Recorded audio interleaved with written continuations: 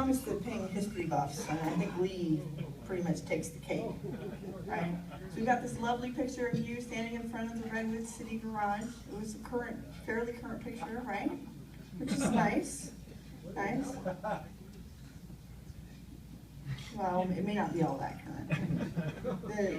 The shirt kind of gives it away. And you're married to Tracy, who I understand Rob Griffin was your wedding photographer out of Forest Highlands, 10th Tee. 2 boys, Jack and Kyle. Caddied for Joel Goldstrand, also Karsten, it appears. And you're a graduate of ASU. Let's see if I can get that one to come up. There we go. Aww. And also Lee actually helped me learn club fitting way back when I was a teen with our 5-iron displays. So it was a great time to spend together with you, Lee. But you were interviewed and hired by Alan and worked as his assistant for a while. And you enjoyed golf, photography, music, and computers, as well as any Ping history, as you have quite a collection. Yeah. Photos, and very, very organized individual. So thank you, Lee.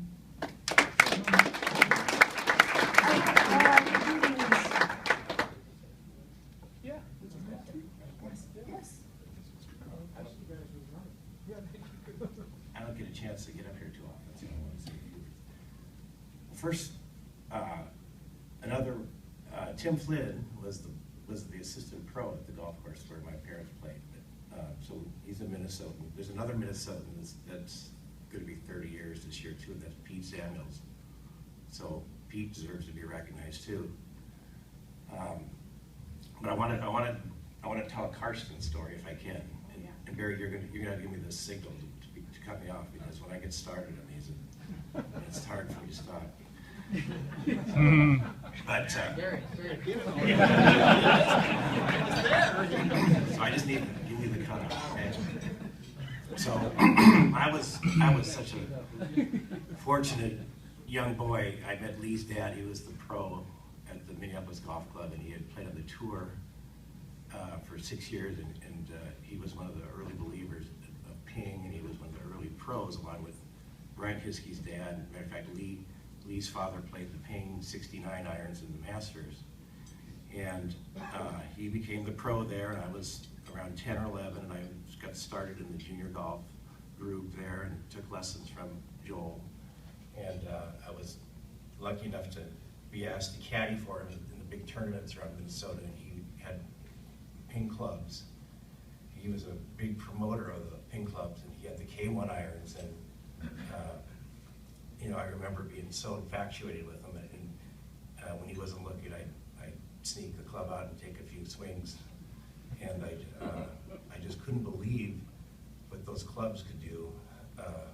I was able to hit golf shots that I had no business hitting, and at the time, golf clubs were blades, and I was thinking about this today. My mother played blade golf clubs, because that's what it was before the Ping clubs. So I saved my money, and Lee's dad was so nice to me. He sold me a set of used clubs that a doctor had turned back, bought a set of K3 irons for $125, and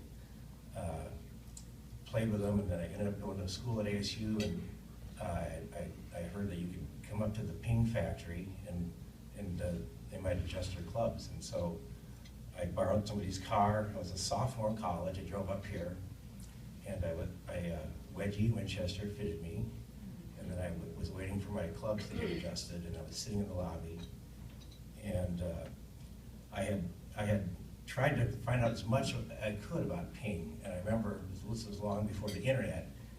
In high school, I looked up Ping in the Guide to Periodical Literature, which that's how you had to do the research back then. And it would tell you if there's any magazine articles. And there was a magazine article about Ping, 1977, Sports Illustrated. It began in a garage sale. And I read the article, learned about Karsten and the company. Anyway, so I was waiting for those clubs to be adjusted. Probably Tim Reardon was working on it, who knows. And I was in the lobby, and all of a sudden Karsten walked in the lobby, and I just couldn't believe it. You know, there he was, the Thomas Edison of golf, the man who changed golf. And I just had to do it. I got my courage up, and I went up and said, you know, I know Joel Goldstrand, I'm from Minnesota, and he said, oh, well, have you seen the place?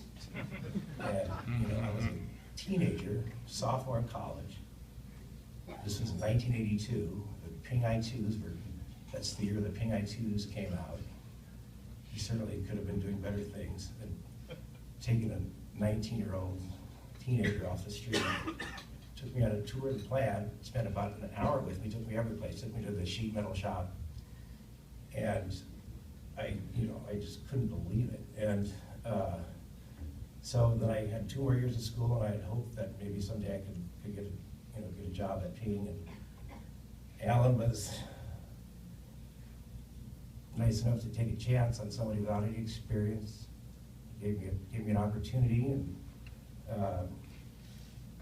I was able to be his assistant, and I was able to see all the great things and wonderful kindness that he showed. And, he would help churches and charities, and he would help people that needed help.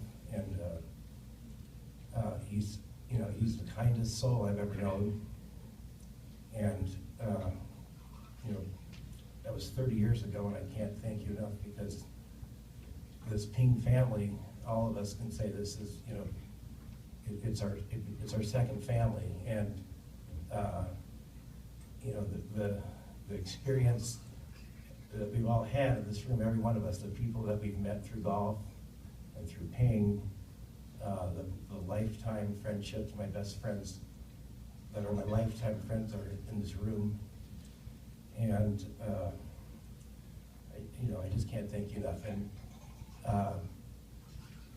the Ping family, the Ping family example of that is, so there's some people that started working at Ping and didn't have a place to live, and they would live in Karsten's, Louise's home, and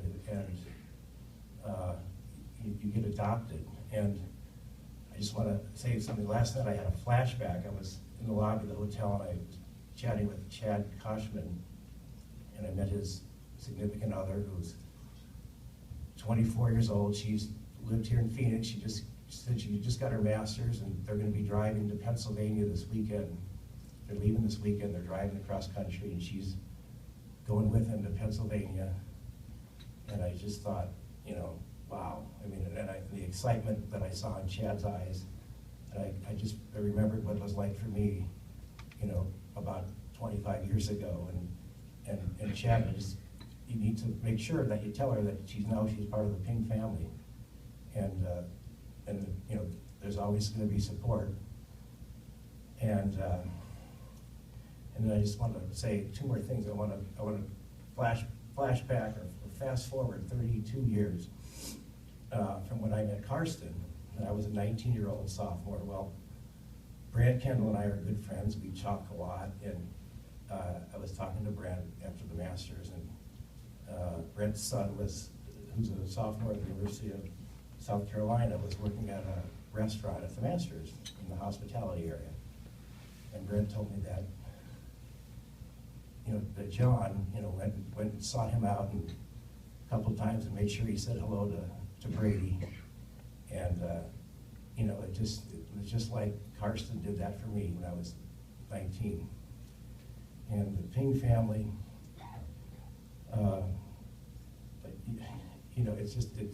it's undescribable, the feeling that all of us are privileged to feel. And Doug, Steve Ballmer, you showed that video, Steve Ballmer, well, he said he loves his company, Microsoft. Well, you love the Ping family. We got a lot on Microsoft. We got the family. And anyway, I've been going on too long probably, but 30 years. I hope all the younger people in the room, I hope they get to work here for 30 years at least and have the same experience that I've had. Thanks.